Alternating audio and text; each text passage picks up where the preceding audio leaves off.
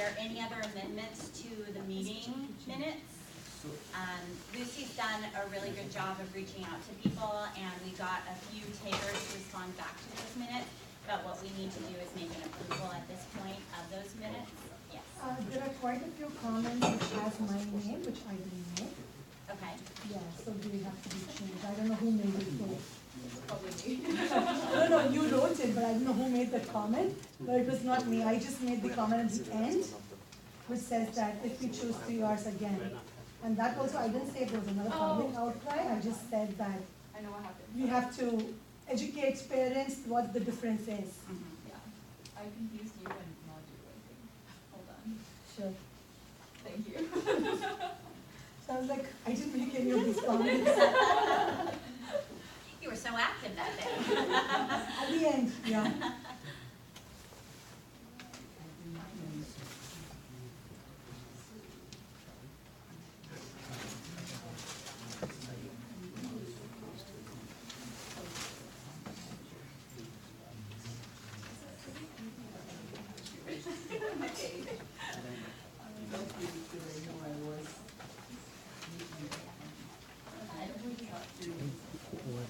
Any other notes for Lucy? The last one. The one which says, this one is volunteer. This one is safe with another public. I said, how would you educate parents that this is different to what it was last time when there was something else? It has the same title, but they say that it's different. It has to be gotten across to parents.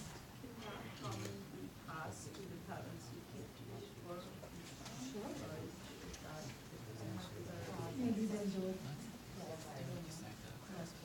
But that's what we have to somehow get to the parents that it is different.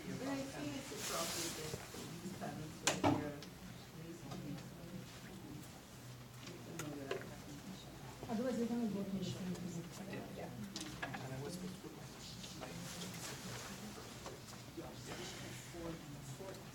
So yeah, that was the only comment. Sorry? No. I'm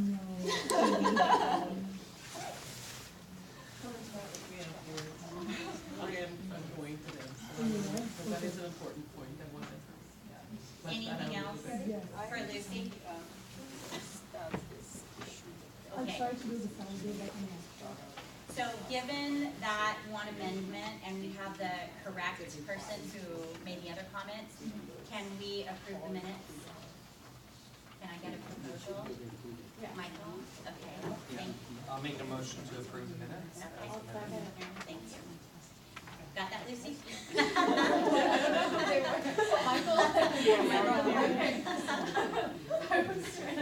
thank you. All those in favor? Any opposed? Any abstain? Okay. All right, Jeff, take it away. Great. So before I get started and walk us through the presentation, the draft presentation for the parent information sessions, I wanted to talk to you about the alignment of the curriculum. I actually have been able to spend some time, and that was one of the things we were talking about, is trying to make sure that the curriculum, because it's on so many different grade levels, that it was aligned with the California Healthy Youth Act. And I think it's going to be fairly easy to align the curriculum. I don't think we're going to have to really bring much from outside. The biggest thing that we'll be adding is the genderbread unicorn, which I know that we saw in a couple of the different curricula programs. And so what I'll be proposing is that we introduce the genderbread unicorn in 4th grade as a way to kind of talk about the different elements of understanding sexuality through biology, through feelings, and through identity. And then just use that to build upon the existing lessons. Then in 8th grade, where we actually need to have a more concrete lesson, we can actually do a more in-depth lesson around the gender unicorn. And so, with the exception, so that's the one piece. And then the other piece is adding 2 human trafficking lessons, which we're proposing to look at from the San Francisco curriculum.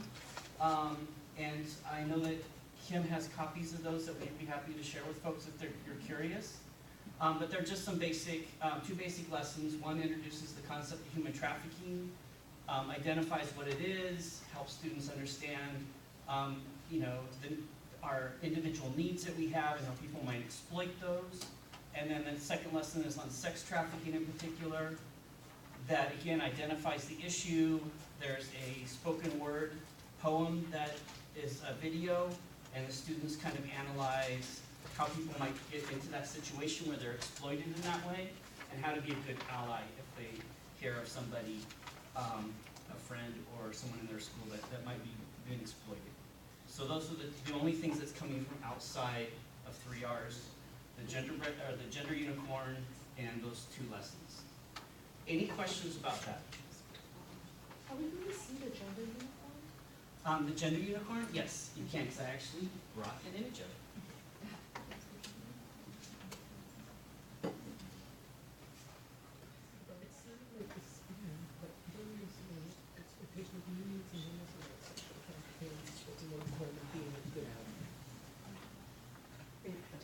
So this is the gender unicorn, and this is what I would be proposing to be introduced in 8th grade, because it's a little bit more complex representation of the gender unicorn. And basically, all it does is it's just a visual to help students break down the different components of gender and orientation. So, and I think you all remember this, because I believe this was in the Teen Talk curriculum. And I think that there might have been in positive prevention as well. So it's just a way to break down these components. So one of them being actual biological gender versus gender identity versus gender expression and presentation, sexual orientation, and its various components, which are physical attraction and romantic attraction. So my proposal is that in fourth and 5th grade, it's just using the image with the basic concepts, but then in 8th grade, bringing in kind of some of this nuance to explore. And it really aligns also with a lot of the lessons that are already in there. They use the same kind of language and the same concepts in the gender identity and sexual orientation lessons that already exist in the curriculum. Sorry, why do we feel like we need the gender uniform in addition to 3 Rs? Well, the reason being is that because there are so many lessons in 3 Rs, that the gender identity and sexual orientation piece needs to be in every single grade level. So, and it may not be in every single set of grade level lessons in 3 Rs, because it may not be covered in 4th, but it's covered in 5th, and it may not be covered in 6th, but it's covered in 7th and 8th, right? Well, in 7th, but it needs to be covered in every year from the law. So introducing this concept helps put a structure around that. Any other questions? So every year, if you teach sex education, you have to cover this, right? Yep. But you can choose to teach only 3 years instead of 6 years. That's not a choice. It's not board policy. It's not an option for us to look at. So our option is every year 4, 5, 6, 7, 8, 9, and every year 4, 5, 6, 7, 8, 9. That content needs to be covered. Yes, yes. So that only in Fremont we need to teach 6 years. Not only in Fremont, there are other districts that do that as well. Yeah, the surrounding districts they only teach. Again, that's not up for discussion. That's not a discussion point. And I know that that's something you're very interested in, and I appreciate that, but that's not something, it's just going to side rail us from the conversation that we have a lot of content for. Jeff, are 9th graders or 9th grade teachers expected to just review this since it's going to be taught? Well, there are lessons in 9th grade as well. I know. And there's no reason that this can't be used as a contextual piece as well in 9th Like if grade. they've seen it already, just like a quick Yeah. review kind of type thing? Okay, I just want to make sure I show that part. Any other questions about this specifically? Are people okay with that addition? But I think this is just a one piece of paper. I just don't know how, to what extent it's not like looking at the curriculum, we have, the details of how the lesson is going to be taught, what details? Well, are going to this, be- this will be, I mean, there will be some instructions on how to use this written up that will be added to each lesson to kind of introduce this concept. I think For example, and so I don't want to spend a ton of time on this, but let me just give you a quick example. So in grade 4, I think it's lesson 3 is around bullying, right? Bullying prevention. So having had this introduced already, one of the ways that we can talk about are sort of what are some of the different facets or some of the different reasons kids get bullied. And one of those, if you remember back to the gender unicorn that we talked about and how there are different aspects of identity, some kids might be bullied based on their sexual orientation, the orientation of their parents, or even gender identity, as well as race, culture, class, and a lot of other things. So that can just be used as this lens to bring that piece into the conversation. I just want to add to this that this gender unicorn is a concept that it illustrates the whole, it ties everything together, kind of like the food pyramid Yes, does absolutely. for nutrition, Right, right? by the way, It's just an example that they would be able to see, oh, this is gender expression, and that's the thought bubble around his head, right? Like, so it becomes sort of a mnemonic to help kids put these things together. So it helps them contextualize things in a model that works for them. And the other thing is that gender role piece also has to be discussed at every grade level. Countering gender stereotypes. So that is also another piece that's required at every grade level, as well as healthy relationships and communication and decision making. So it's not just the LGBT piece. And I really think that this kind of helps bring a lot of concepts together as a way to explain it. And there's a lot of support out there on the internet for this model and this concept. I mean, the concept is fine, but the structure is fine, the concept is fine, the pyramid is fine. The devil is with the details, I just don't know to what extent. We'll be putting the details together. So are we going to see that? Well, that's not, so we're sharing this with the committee because people had asked what this might look like, and I know that there was some concern about a lot of external content being brought in. So how we customize the curriculum to work in the district is not a role of this task force. This task force was to choose the curriculum. My sharing this with you is hopefully with the intent to alleviate some concerns that we'll have the same issue that we had before with a lot of extra content, gender spectrum, some other stuff that people had questions about. So that's. Jeff was here last year, and Kim Kelly was here last year, but in a different role, and I wasn't here last year. So I think that what we've heard over and over again is there are some things that are being stated as factual about the 3 R's curriculum that wasn't actually factual. There was a lot of misinformation in the community that caused more concern. And that's why we really wanted to have as much outreach as possible in our parent education nights so that we could inform parents exactly what the curricula that we are representing to the board or recommending to the board would look like. So I think we have to keep that in mind too. There was a thought that there was much more of an opt-out rate at 6th grade than ever before, and that we actually have the data for that is not in actuality at 50% or 60% or 70% like was being put out in the community.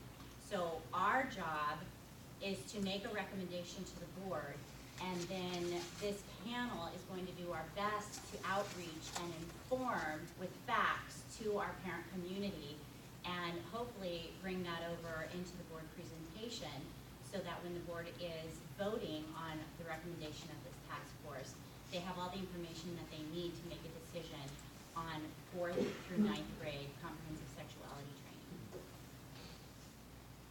So what we voted on, this is not part of it. This is not part of that, no.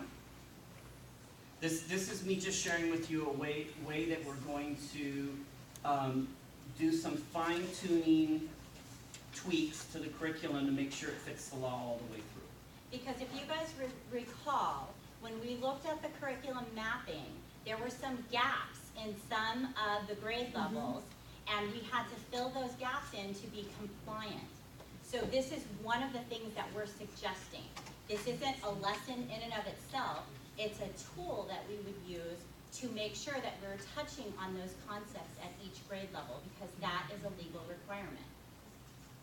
And yeah, I mean, we've had this conversation, I'm surprised that it's surprising, because we've been talking about this through the entire So process. just to clarify, because I think maybe this might be a point of confusion, or I was confused.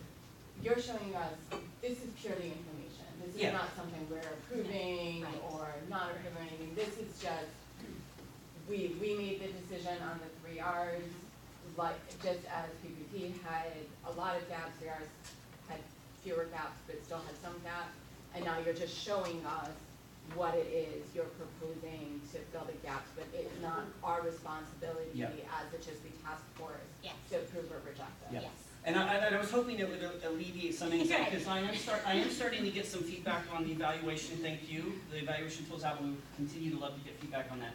I did get some feedback from the evaluation that there was, kind of wanting to know what would be added to make it compliant. So we're not really gonna have to add any lessons, we're not gonna, with the exception of those the human trafficking, sex trafficking, so I just, we're just gonna build in this conceptual piece to draw some of the themes, make them overarching themes, and make sure that we're hitting some of the content that needs to be covered. And I think in a really effective way too. I'm really excited, having read through how this can be used to start those conversations. I appreciate this effort of informing us, but I mean, this is just as good as putting in gender spectrum and say, well, this is what we're going to put in, there's nothing you can do about it, but just to mention this is what we're doing. So I just felt like, I just don't even know why why this is being presented when we have nothing that we can do about it. Because I want to make sure you're informed for transparency's sake. You know what it seems like? It seems just like the CNI committee from last year, where we were told that 3 hours going to be taught, and that's the way it's going to be. There is no discussion. We don't need your feedback. I'm sorry about that, but that's how it Angela, I'm is. really sorry that you feel that way, because I think we've gone through a process for the last 6 months, making sure that all of our voices were heard. We did not vote. We're facilitating the meetings. The task force members voted, and this is the outcome of the vote. I'm So talking about this specific piece. Okay, but we have to be compliant with the law. Something's gonna have to be added. Right, Something's gonna something have to be is gonna have added to be added to around those gender grade identity levels. and sexual orientation. It was not the task of this task force to decide that, right? So, but I just want to give you a heads up and let you know that I think that this is a really great solution. A lot of people were really excited about the idea of the gender unicorn when we reviewed other curricula, so it felt like a good fit. But we are gonna have to do something to make sure that we have some common threads that pass through, and this is well-researched, this has been used widely, this has gotten a lot of positive feedback, and it And seems like a really good model. There will be a committee who, remember like 5 meetings ago, I talked about this being like a race, and we're getting up to the point of the race where we're about to pass the baton to the next runner. So the next runner is CNI. Like we would do in any other curriculum adoption, we pass it to CNI, and then CNI is going to take the baton and go through the process for bringing in ancillary materials. We truly thought that we didn't need to show you this tonight, you're right. We truly thought by showing this to you tonight, you'd see that it is a very, non-threatening way of talking about a mandatory compliant issue that we need to do for our students consecutively in 4th through 9th grade in Fremont Unified. So I don't want you to feel anything is being done to you, Angel. We're not representing this to the board in terms of what the task force is recommending. The task force is recommending the curriculum. So I don't want you to feel that words are being forced on you or that something is being done to you. This was just to give you information, and I'm sorry that it made you feel uncomfortable. So let's just say theoretically, this is the lesson that gets added into it. Is this a lesson that a parent could opt their child out of if they don't want their child sitting here for the lesson? Is that? This is the content that as a standalone could not be opted out, Could not be, okay. unless they opted out of the entire. And the opt-out letters actually have the lessons that they can opt out of. Okay. It's listed. Is this being presented so that it's uniform across the district instead of somebody going rogue and finding their own lesson kind of? Well, the reason I presented this is because there are three core content issues, there are three core content elements that need to be covered, right? Yeah. Biology, identity, and orientation, right? Yeah, so, I mean, it can be this, it can be the snowman, it could be the gingerbread person, it could be a pyramid, it could be whatever.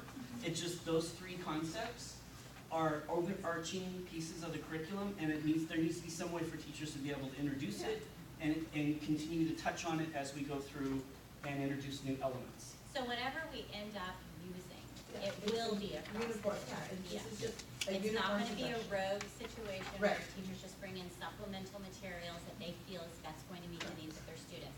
We are going to make sure that those lessons that are legally compliant in order for us to teach are going to be the same throughout the Because I district. can guarantee you with all that's been going on, there are gonna be board members, there are gonna be community members, there are gonna be the ACLU, and there's gonna be the Department of Education that are gonna look at what we have with a fine tooth comb and say, where, have these core things been covered at all grade levels? Because we're already on the radar, right? So we need to be able to make sure that we can cover those pieces. One thing I would just like to throw out is, this is the fourth curriculum adoption committee I've been on. I've done 2 ELA curriculums and 1 math one in addition to this. Every curriculum that I've ever been on a task force to adopt, the district and C&I department always will supplement with areas where there are weaknesses or areas where there is a need for more content. Every adoption I've ever had has been supplemented after, and as the task force member, I've never had any, they've never told us, like, oh, we're gonna give you this math thing or that reading. It was just, oh, here it is now,